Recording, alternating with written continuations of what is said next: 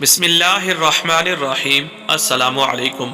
پہاڑ جتنا قرض، صرف 1 منٹ کا وظیفہ، جمعے کے دن قرض اتارنے کی دعا، غیبی خزانوں سے امداد اور دولت کا سیلاب۔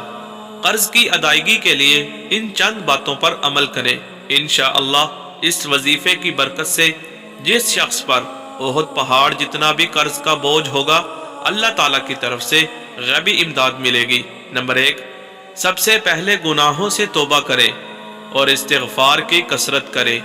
استغفار کی کثرت سے مال اور اولاد میں ہر طرح کی خیر و برکت کا وعدہ قرآن مجید میں موجود ہے۔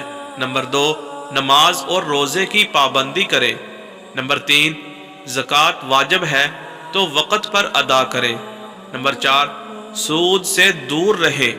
نمبر 5، روزانہ مغرب یا عشاء کے بعد سورۃ الواقعہ پڑھا کریں۔ نمبر 6، یہ دعا روزانہ 21 بار پڑھیں۔ اللہم اکفنی بحلالک عن حرامک واغننی بفضلک عمن سواک۔ نمبر 7، جمعے کے 2 خطبوں کے درمیان یہ دعا لازمی پڑھیں۔ اللہم انی اعوذ بک من الہم والحزن واعوذ بک من العجز والکسل واعوذ بک من غلبۃ الدین وقہر الرجال۔